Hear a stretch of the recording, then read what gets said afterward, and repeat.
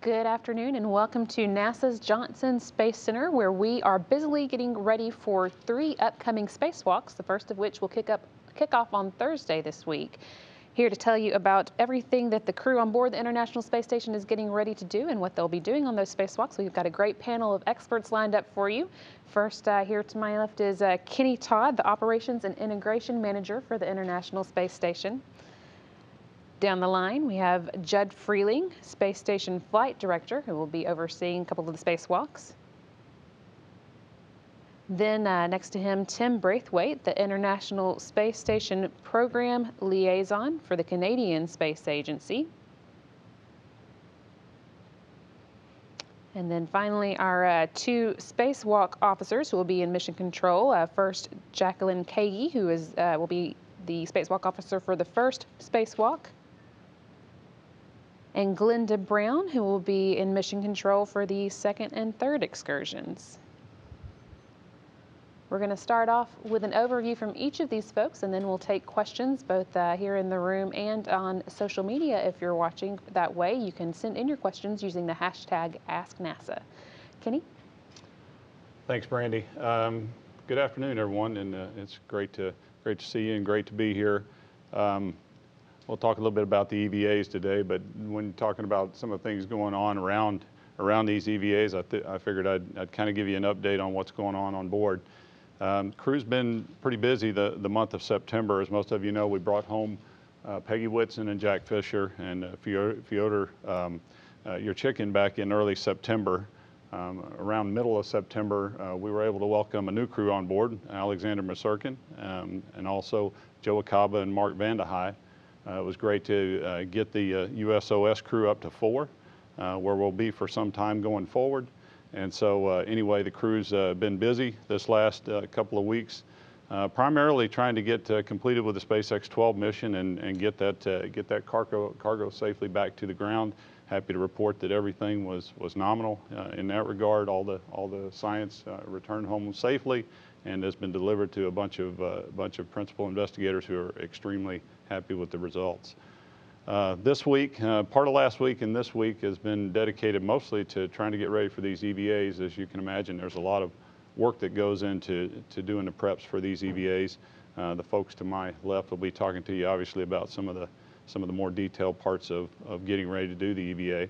But our 4 USOS crew, Randy Bresnik, Paolo Naspali, representing Ozzy, and Joe Acaba and Mark Vande have been doing a fantastic job taking care of the USOS, and Sergei Brzezinski and Alexander Masurkin, again, doing a very nice job on the Russian segment. So overall, the station's in very good shape. When we look forward to the next 3 months, taking us out through the end of the year, as I said, the EVA is coming up the next 2 to 3 weeks here. We're going to plan to do EVAs on the 5th of October, the 10th of October, and again on the 18th.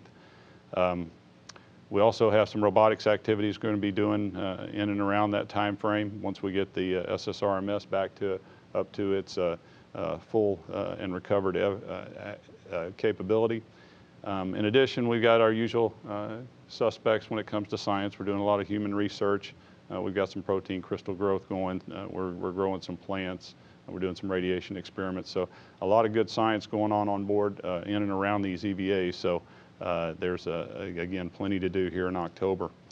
Once we turn the corner into November, we're going to be looking hard and getting ready for the OA8 mission, which is an orbital ATK CRS flight.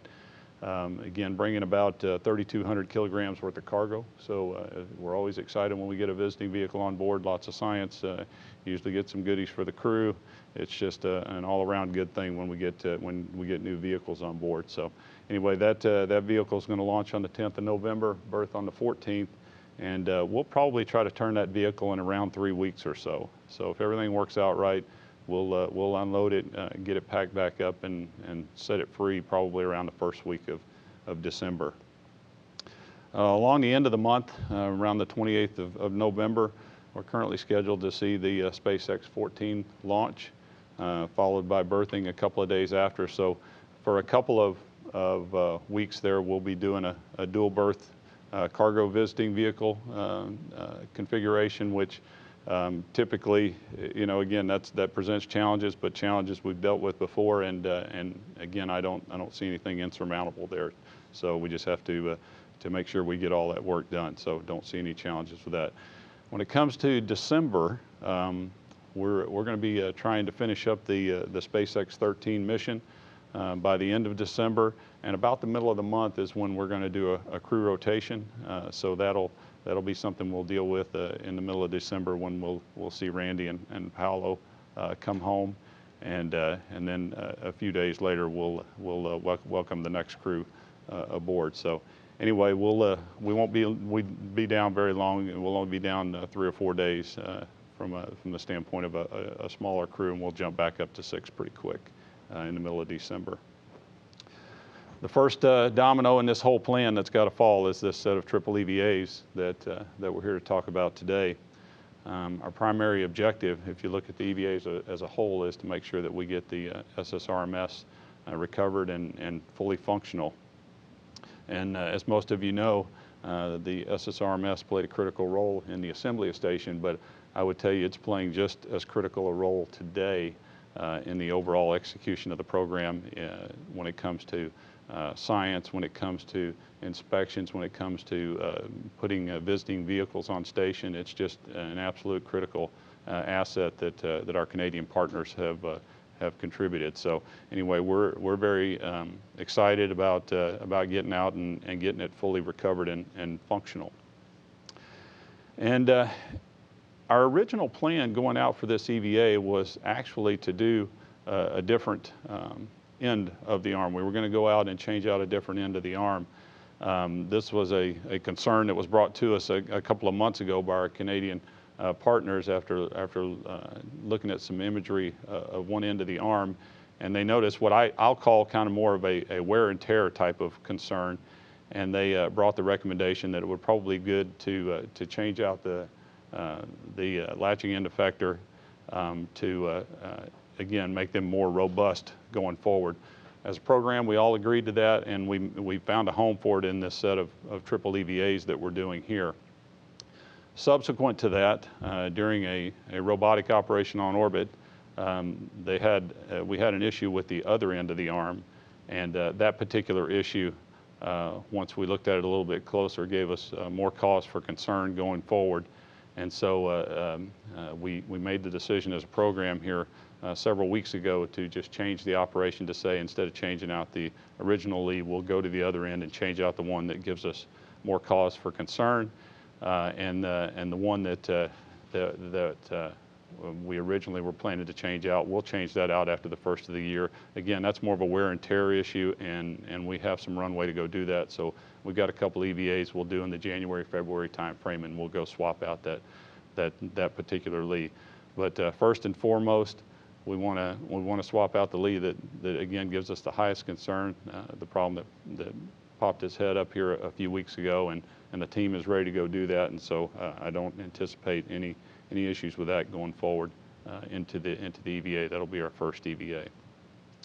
As far as the rest of the things, I kind of put them in the cats and dogs sort of category. You're going to hear the guys and gals talk about changing out cameras. Those are cameras that have kind of given us problems over the last few years. But again, that's something that we need to go do, and it's a good opportunity to go do it, and we'll go get that work behind us. As far as the readiness to do the EVAs, suits are in good shape. We're not working anything from a program standpoint on the suits themselves. We think we got a couple of good, healthy suits, and we're ready to go. Crew and Judd and the team will talk to you about that. The crew's been working for a while now, leaning in this direction with their studies and procedure reviews and working with the ground and all that. On Wednesday, we'll do a mission management team meeting, and barring any late breaking issues, I anticipate will be a unanimous go. So everything looking real good to this point, and I'll toss it to Judd and let him talk to you about the specifics of the EVA. Thanks, Kenny. I'm Judd Freeling. I'm the lead flight director for the second two spacewalks in this series. The first spacewalk will be led by Tony Sacacci. And that first spacewalk will be this Thursday, October the 5th, starting as scheduled 7:10 a.m. Central Time egress from the Quest airlock. The crew going outside will consist of NASA astronaut Randy Bresnik and Mark Vande. This will be Randy's third EVA, and it'll be Mark's first. On the ground, we'll have IV Capcom NASA astronaut Mike Hopkins. And then on board helping out Randy and Mark will be NASA astronaut Joe Acaba and European Space Agency astronaut Paolo Nespoli. They'll be helping Randy and Mark suit up there. Additionally, Paolo will be operating the Canadarm2 during that spacewalk. As Kenny mentioned, the major objective of this first spacewalk is to swap out the degraded latching end effector, or LEA, on the Canadarm2 with an identical unit that's currently located on the mobile transporter. Part of the reasoning behind changing this one out is on August 22nd, 23rd time frame, when we were attempting to walk off the Canadarm2 to the mobile transporter. The latches on that LEA that enable all the power and data to go to the corresponding grapple fixture. Those latches stalled out. They require a little bit more force than normal to extend. So that's why we're changing that out first. The second EVA, or the second spacewalk in the series, will be conducted Tuesday, October 10th. Again, with a 7:10 a.m. Planned egress time from the Quest airlock. We'll have the same NASA astronauts going outside, Randy and Mark. This will be Randy's fourth EVA and then Mark's second. On the ground, we'll have our IVA Capcom will be Kate Rubens, NASA astronaut, and also on board, Joe Acaba and Paolo will help suit up again like they did on the first. And once again, Paolo will be operating the Canadarm2 with Joe assisting Paolo in those operations. The objectives of this second spacewalk include rotating a spare pump flow control subassembly that's located on the external stowage pallet platform 1, and that's to set up for a future ammonia vent of that unit and eventual relocation. We'll also be replacing one of the cameras outside. It's the port lower outboard camera. That's one that we currently have a kind of a pink hue on at this point in time. Again, in helping the LEA that was just changed out on Canadarm2 get back to fully operational function, we will be lubricating the center ball screw of that new latching end effector that was just changed out on the EVA, or spacewalk number 44. Also, we will be replacing a mast camera out on the mobile transporter, replacing a lens cover rather, that we suspect has, the current lens cover has a smudge on there. So we'll be changing that out. And in preparation for a future spacewalk, we'll be removing 2 handrails from the Tranquility module, that's node 3, for future antenna installation. The third spacewalk in the series will be Wednesday, October 18th. Again, planned egress of 7:10 a.m. Central Time from the Quest airlock. This time, the EVA crew will be Randy Bresnik and Joe Acaba. This will be now Randy's 5th spacewalk, and this will be Joe's 3rd. On the ground, we will have IV Capcom NASA astronaut Nicole Mann. On board, Mark and Paolo will be helping Randy and Joe suit up. Once again, Paolo will be manning the Canadarm2, and this time with Mark assisting Paolo. The objectives for this last spacewalk in the series are to replace a redundant failed fuse on the external platform that's located on Dexter, the special purpose dexterous manipulator. We will also be adding a high-def camera to the starboard lower outboard camera group, and replacing the Destiny starboard camera, or the lab starboard camera, that currently has a yellow hue to it. Continuing out lubrication of the newly installed LEA, we will be lubricating the latch ball screws. Those are the ball screws that affect the latch operations. And we will also be removing some thermal blankets on a main bus switching unit that's a spare that will make it usable and compatible with Dexter operations in the future. Those are the main objectives, and so I'm going to hand it over to Tim to let you know a little bit about the arm and the lead, how. All right, thank you, Judd. So the Canadian Space Agency is really pleased to be here today with our partner NASA to lay out this plan for milestone servicing of the Canadarm2. As Kenny said, it's busy times for robotics on space station, and indeed it seems like every year we're doing more than the year before, whether that's maintenance of the space station, handling and deploying new payloads, catching, releasing, or unloading new free-flying cargo vehicles. Now, since Canadarm2 was launched in 2001, we are more than 16 years into the life of our system.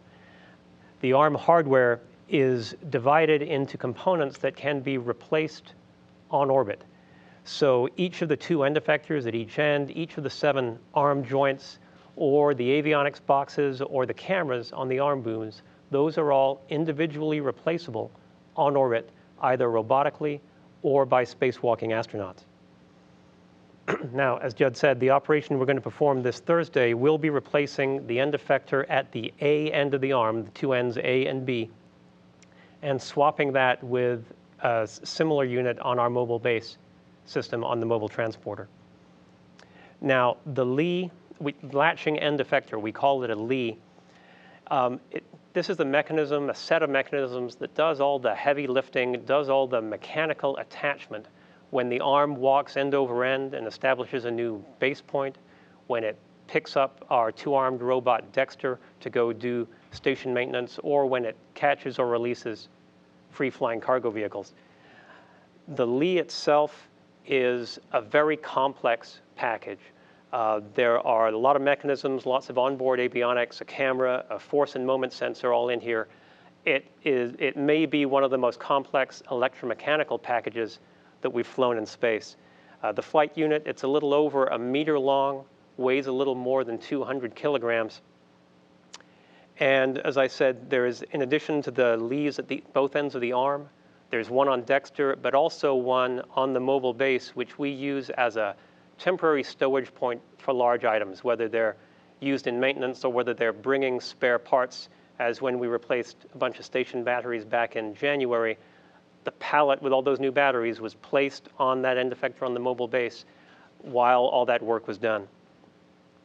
Now, as Kenny mentioned, we've been tracking degradation in the Canadarm2 LEEs actually for some years now. Since these components are well beyond their design life, this really is expected wear and tear on the arm. And it's been manifesting itself partly as increased motor currents in the mechanisms on board, and particularly the latches. The system is designed to last a long time, and indeed it's designed to power through obstacles as they come up. So we've seen the latch mechanisms draw more and more motor current. And as we also mentioned here just now, we were going to do a walk-off on August 22nd. We actually had the latches stall during that operation, which is quite unusual. Took a really good look at all the data that we're seeing, and basically that LEE latch mechanism is telling us that it's time. So the plan is this Thursday we're going to swap LEE onto with the end effector on the mobile base, and effectively immediately restoring Canadarm2 to a more operational state, ready to go do more robotics work. Now, after this month's set of EVAs, there'll be at least one more EVA in January. At the end of that time, we'll have moved some hardware around. At that time, LEE will be coming inside the space station for return to the ground, specifically to our prime contractor in Brampton, Ontario, McDonnell Detweiler, and they will set about the refurbishment of that complex unit and preparing it for eventual reflight as a spare. What is now LEE B of the arm will end up as that end effector on the mobile base, stowing large items as they're needed. and we'll be utilizing another spare Lee, which is stored currently out on the space station truss. So that's about it. It's worth noting that we have continued to support station ops all during this period. We were able to successfully release the SpaceX 12 Dragon vehicle on time, and that went perfectly nominally. It did not use that latch mechanism in the end effector, and that went just fine. And we're excited to be here today, working with our partner, working to keep the Canadian robots working in support of Space Station. Good afternoon. I'm Jacqueline Kagi, and I'm the lead for US EVA 44 to replace the Lee Alpha on the robotic arm. My task team, Farouk Greer, and I kicked off development of this EVA back in July. And then when the issues appeared in August, we switched from the Lee Bravo to a Lee Alpha changeout. With the help of my EMU team, Megan and Goose, and the increment team, Keith, Costa, and Darren, we're well prepared for this Thursday's EVA. The overall flow of our EVA is pretty straightforward, so I'll walk you through it. If we could get the Doug animation going.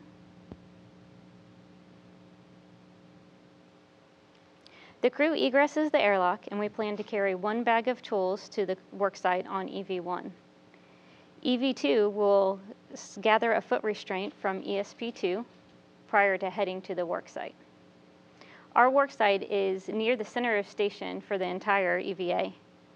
We base our tools on the CETA cart, and then we set up foot restraints on face one of the truss to enable us to reach the arm. The crew ingresses the foot restraints, and the arm flies in between them to allow for the changeout.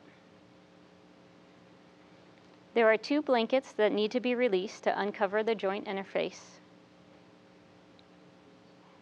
Since the crew cannot reach all 6 EDFs, or the bolts that we need to release at one point in time, we will release 2, rotate the arm, then we will power down and drive the demate connector, and finally release the other 4. The degraded joint will be removed, and the crew will translate it to the CETA cart to a temp stow location.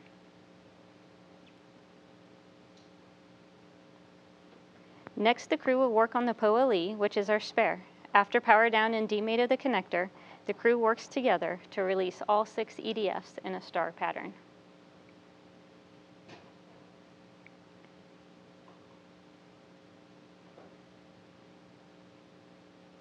They release the Lee and translate it to the arm worksite.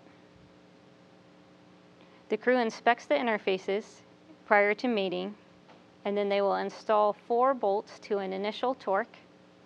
We will power up the arm and rotate it so they can reach the other 2 bolts. Do those to a final torque, and then we will rotate it again to be able to do a final torque on the first 4 bolts. Time permitting, pictures of the bolt final config will be taken prior to putting the MLI blankets back on.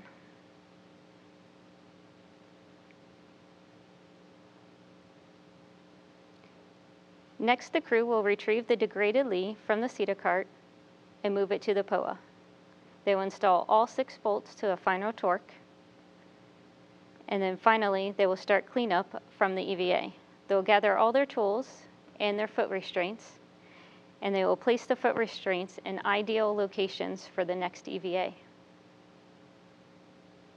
After that, they will return to the airlock for ingress.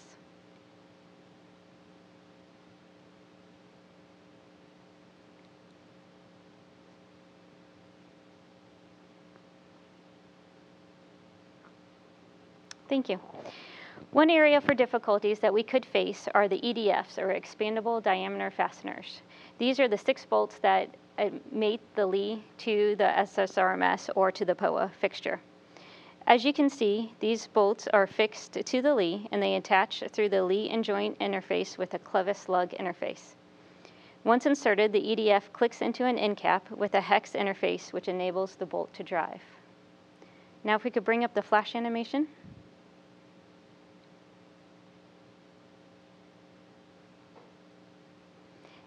As the EVA bolt head is turned by the crew member, the length of the EDF decreases, which forces the collets outward. This will fill the receptacle hole for a friction fit to ensure high stiffness and zero clearance. That is all I have for EVA 44 and the Lee changeout. I will now pass it on to Glinda, who will talk the other two EVAs. Thanks, Jackie.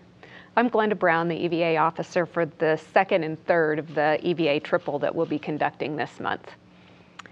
As you know, it takes a village for a lot of the work that we do here at NASA, actually all of the work, but in EVA it's particularly true.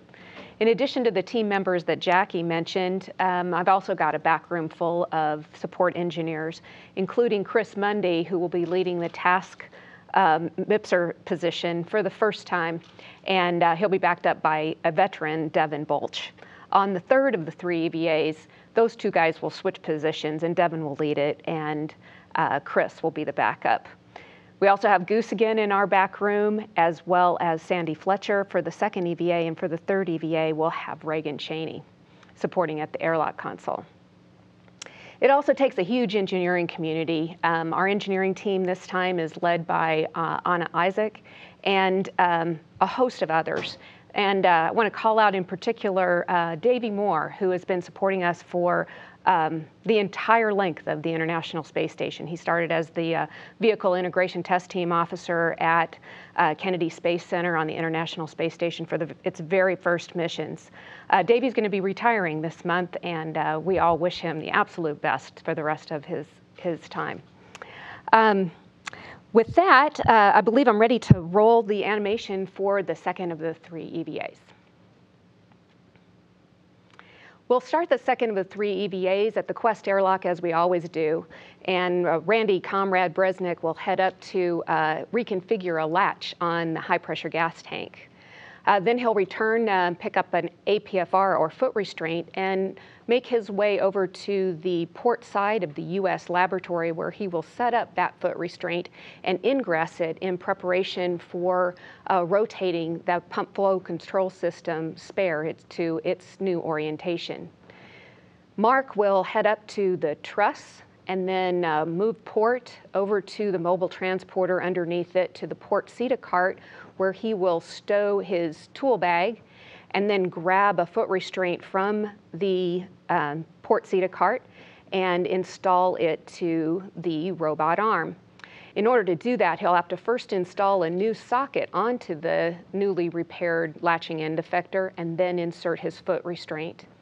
From there, he'll make his way back down to the laboratory to help out Randy with rotation of that PFCS spare into a location where it can be vented.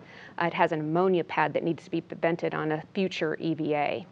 Mark will head back to the truss, and Comrade will pick up his foot restraint and head on his way for the rest of his tasks for the day. Mark will separate his tool bags and take the medium ORU bag with him, ingress the robot arm, and Paolo Nespoli will maneuver the robot arm over in front of the camera port number 9 location, which is port, outboard, and lower on the truss. Comrade will bring the large ORU bag with the new camera group out to meet Mark at the work site. Mark and Paolo will first have to work together to remove the high-definition camera from the camera group. That high-def camera was installed about a year ago on a spacewalk, and we're going to be reinstalling it when the change-out is complete. The two spacewalkers will work together to remove the failed camera group from the camera port 9 and change it with the replacement camera group that they've assembled when they were inside the space station.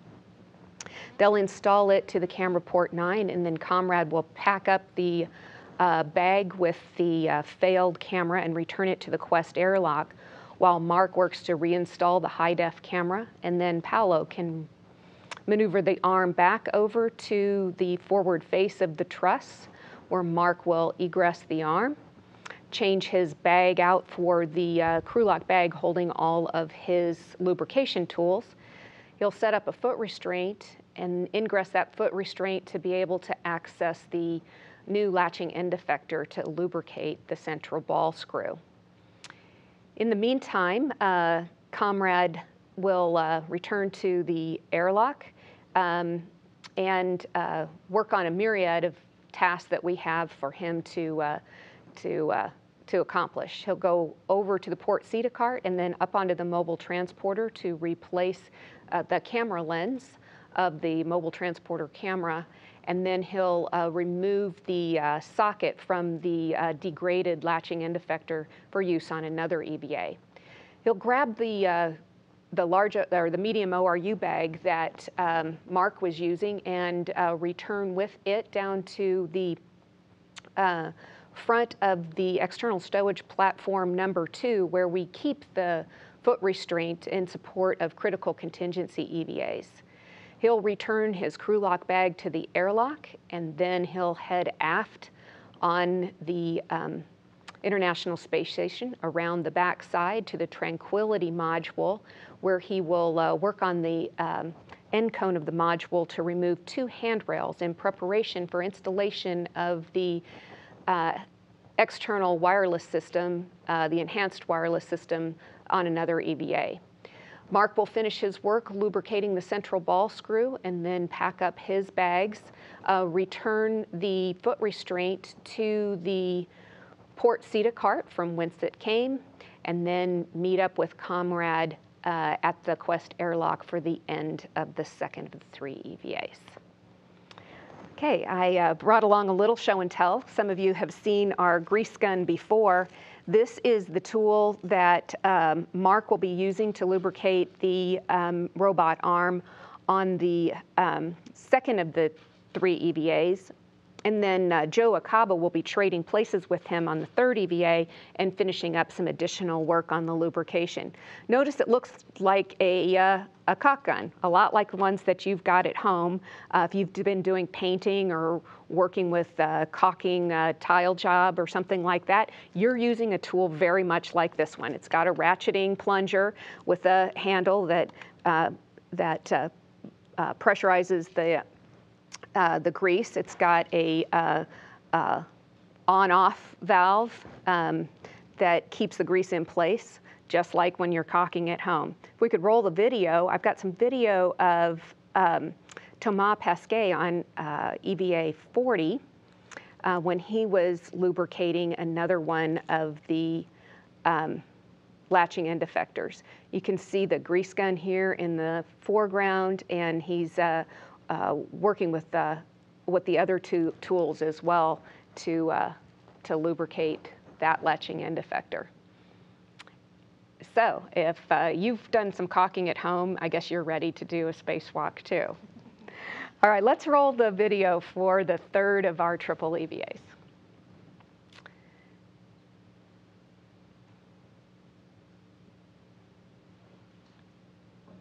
Do we have the video for the 3rd EVA?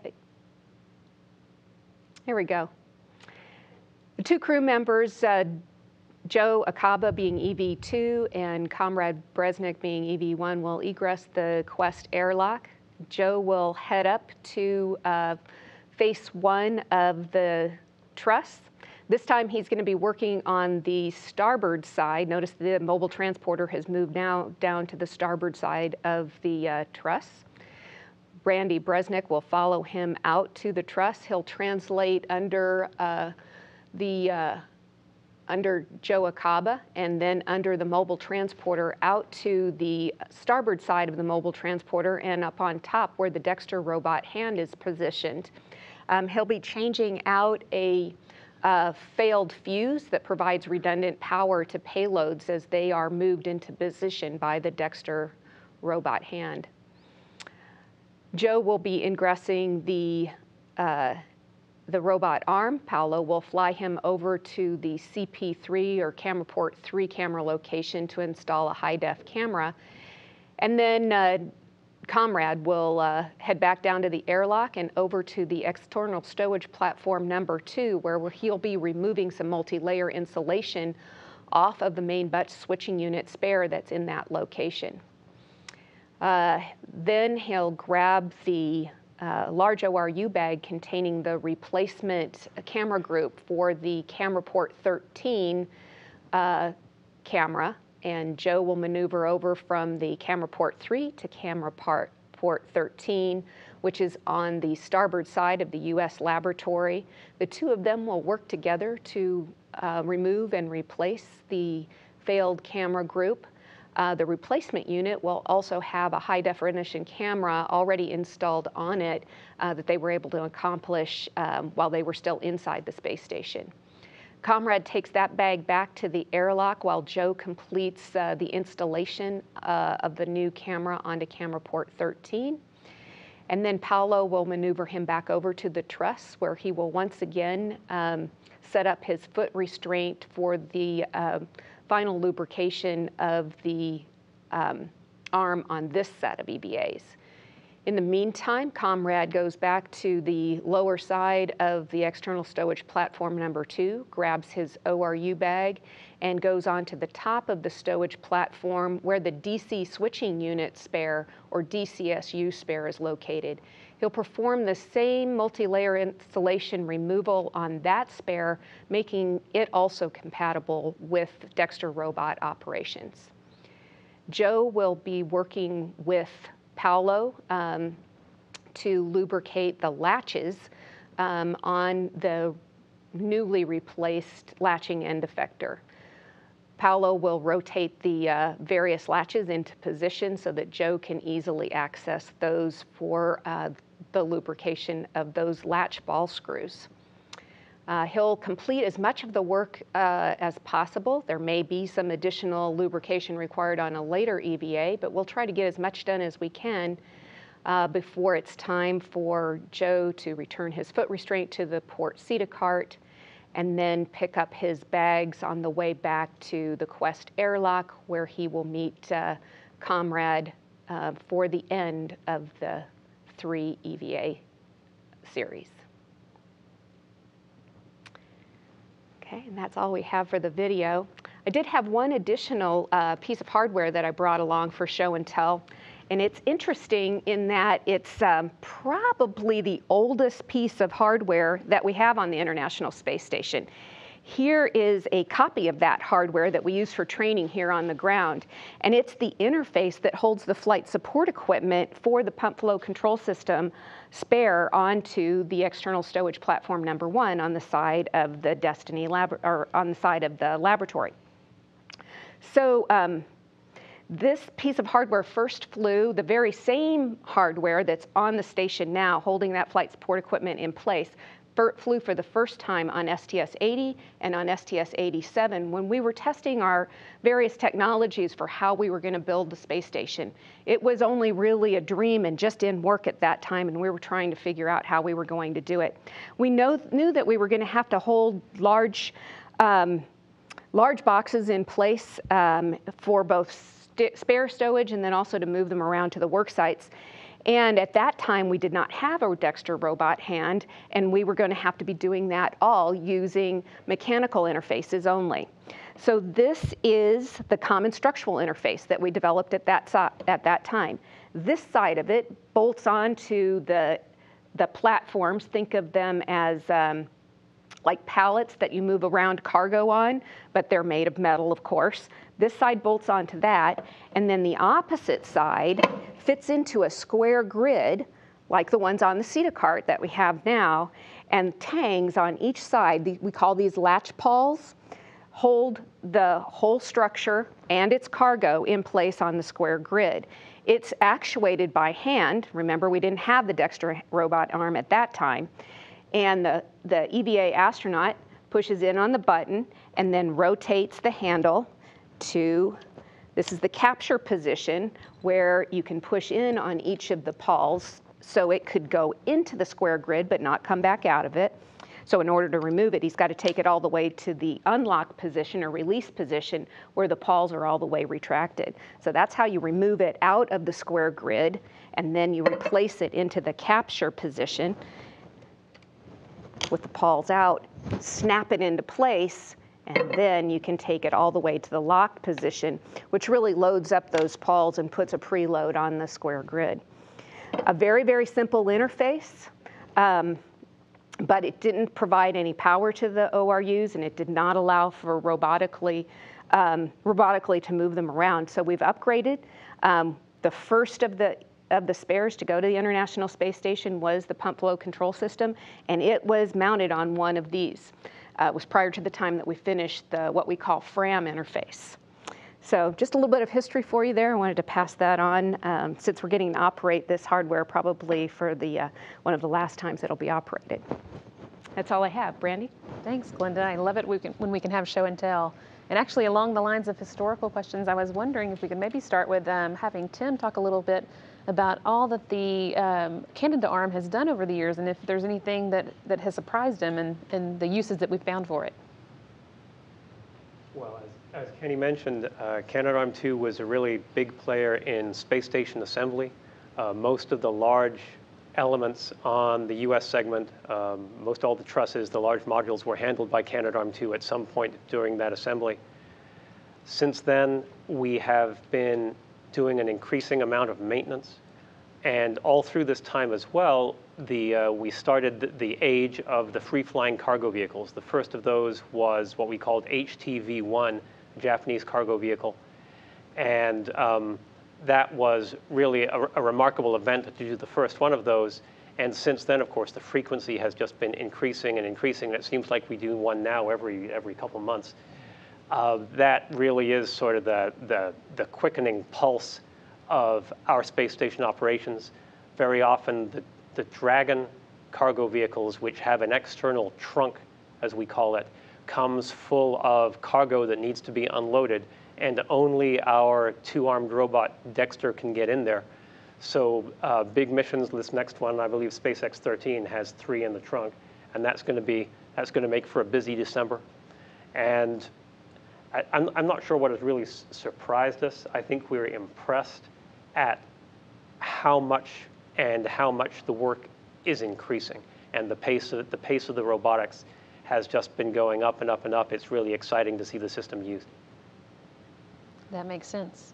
All right, well, we're going to take questions now. We're going to start here in the room. We've got a few reporters here in person with us. We will also take questions on the phone bridge. So if you have a question on the phone, you can use the signal *1. Press that to let us know you have a question. If your question gets answered, you can press *2 to dismiss your question.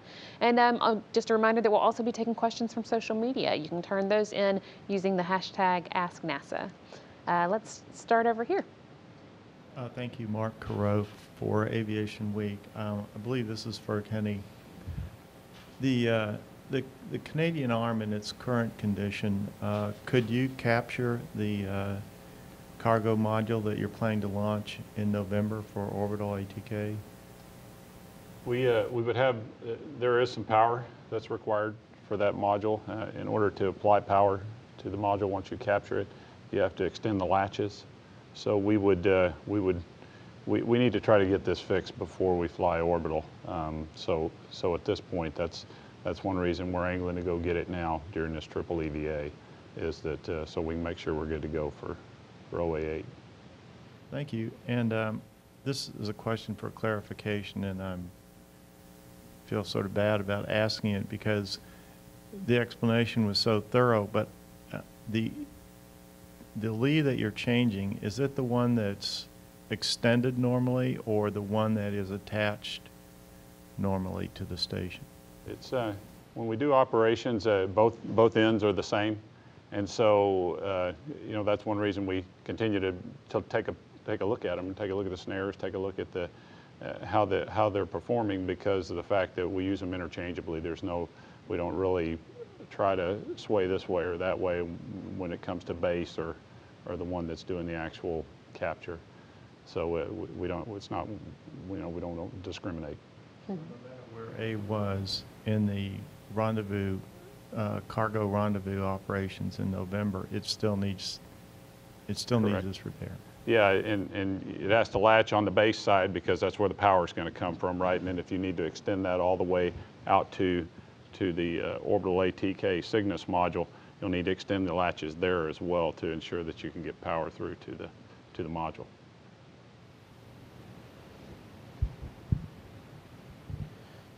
Hi, Robert Perlman with Collect Space.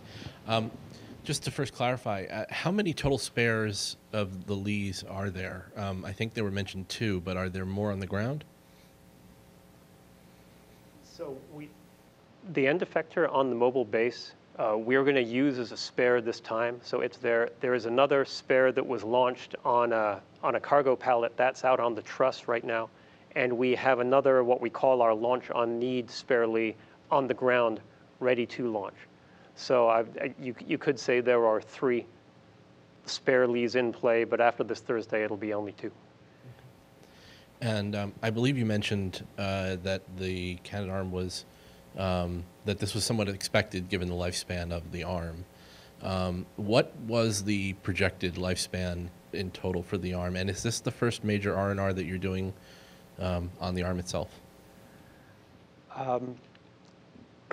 So the arm was designed to last for the whole duration of the space station program with maintenance. So all of these components, the end effector is designed to be replaceable, as are all the joints. The life of the components, I spent some time looking back at our design documentation. We used a 10-year figure during the course of that. For some aspects of the design, we also used 15 years. Here at 16 years at counting, honestly, for an item this complex, we're actually very pleased that both Lees lasted this long. We thought we probably would have been doing this maintenance before now. But the fact that they lasted this long is a really great thing. As far as other maintenance, we actually did a joint replacement in June of 2002. That was obviously early on, within the first year of the arm being in space. And we detected a short in what was then the wrist roll joint. That was before the mobile base showed up. The arm was on the lab, and that was the only base. And the wrist roll joint needed to be replaced. We did that on STS-111 in June of 2002, and that went incredibly well. And actually, that was a great demonstration that you can do just this task, because in order to do that, we had to take the end effector off to get to the joint, and that went really, really well. So we've got a great precedent for this Thursday is going to go just fine. All right, we'll take a question from the phone now. I think we have one waiting for us from Mark Gotch. Are you online, Mark? Well, Mark Gotch, Historical Aerospace News Media. Thank you, ladies and gentlemen, for such an informative briefing this afternoon. A question, first off, will the latching effectors being replaced, will there be differences to them and any other mechanisms in the future to accommodate future missions that will be bringing astronauts from Cape Canaveral at the Kennedy Space Center to ISS? Will there be any changes to accommodate spacecraft like the Boeing Starliner and the SpaceX Dragon capsule coming to the ISS? Well, let's see. So it's a good question. From the standpoint of the arm, there's no design changes that are being made to support the new crewed vehicles that will be coming to the space station. And in fact, some of those are going to be docking, so we wouldn't really have an arm interface relative to getting them on station. But no, there's no plans to update the arms or the latches or any other parts of the manipulator system. It's good to go. Thank you. Along the same lines, we have a question from Colby on Twitter, who wants to know what kind of technology we can look forward to in future spacewalks, and maybe not just on the space station, but in Orion spacewalks in the future. Well, I think I'll take a cut at it and I'll let you guys have it. But anyway, spacewalks are something that if you look at through the history of human spaceflight, at how far we've come and how much we've learned an incredible amount just in the last 3 or 4 years about how to take care of spacesuits on orbit. You put behind that all the work that's been done here on the ground to update suits and upgrade suits from back even in the Apollo days and prior. So it's a continually evolving sort of art, this whole spacewalking thing. So anyway, I anticipate that as we go forward and we get into other missions. We'll have to look at the requirements at that particular time, and we'll take the best technology that we have that we can prove out in the environment that we need to prove it in, and we'll be ready to go. So again, I think we were learning a lot with Space Station about how to care for suits in orbit, and that's going to benefit us going forward in terms of when we get further from the planet. And we need to do a spacewalk. We need to know that we know how to take care of the suits, and we need to make them as flexible as we can in terms of how we take care of them so that they're there for us when we need it. So anyway, again, it's continually evolving, and it really is just, we're only limited by whatever technology can give us, and every day that's changing. So we're always looking to learn and upgrade when we can. For Glenda and Jacqueline, anything on your wish list for future technology? One thing on our wish list is the current suits. They were designed for ground launch and used for a couple weeks and then returned to orbit before refurbishing them. So future suits will need to be more of an ORU type, where you can change out pieces as they fail, so that you're not trashing a whole suit, where you can bring up new pieces or build new pieces while on orbit and have redundant systems. That's all for the spacesuit side of it. I'm all excited about having new spacesuits as well, but some of the new technology that we're deploying on these spacewalks and on the next few, as I mentioned, we're installing those new high-definition cameras. We'll have those positioned then all across the space station, so that's going to give you guys some great views. Earth ops views are just amazing, so we're really excited about bringing you that. The external wireless system is newer technology to transmit those signals around the space station. They'll also be working with the new high-def cameras to give us a much better technology there. And then we've already installed one of the new docking systems for the new crew vehicles that are coming, and next year we'll be installing the second of those two docking ports. So those just a few of the new technologies that we're bringing on board now, and continue to upgrade the space station as we go. Lots to look forward to. We have a few good kind of Spacewalk 101 questions coming in on social media, so we're going to cover a couple of those, and I think that'll be just about all we have time for. But first of all, Duke on Facebook wants to know, how is a spacewalk possible when the space station is traveling 17,500 miles per hour?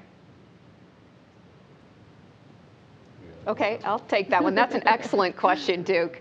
So let me describe it to you this way. If you were on your car, on the outside, say you were standing on top of your car, and your car was moving along at 20 miles an hour. You're moving along at 20 miles an hour too. But you're not falling off because you're going the same speed. If you got moving fast enough, you probably would. But in this case, we're just moving at the same speed relative to the space station. Or think of yourself standing on the Earth. We're standing here, the Earth is spinning around really fast, but we're not flying off. It's because we're right here moving at the same speed as the Earth. So for the astronauts, it's like they're not moving at all relative to the space station. Does that help? Makes sense to me. And one more kind of along, not quite the same lines, but just for somebody who maybe hasn't been following along with NASA for too long, want to know what we would do if an astronaut was injured during the spacewalk. That's from Elizabeth on Twitter. We have a bunch of contingency procedures, and the crew has in their cuff checklist. It's a list of procedures that they can reference to anytime during the EVA.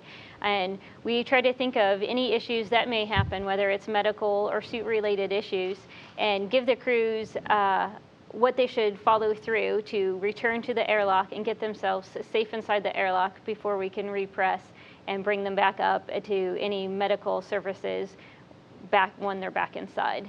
So we do practice those with the crew and plan for any scenario that we can think of. Hopefully we won't need those coming up, but we are getting ready for the spacewalks that are coming up, and we're going to sign off now, but remind you to tune back in starting this Thursday on October 5th, and then following that on October 10th and 18th. Our NASA TV coverage will start each day at 5:30 a.m. Central Time, and then we'll expect to see the crew go out the door probably a little after 7 a.m. Central. You can keep up with all of the space station news between now and then at www.nasa.gov/station, and we'll see you back then. Thank you.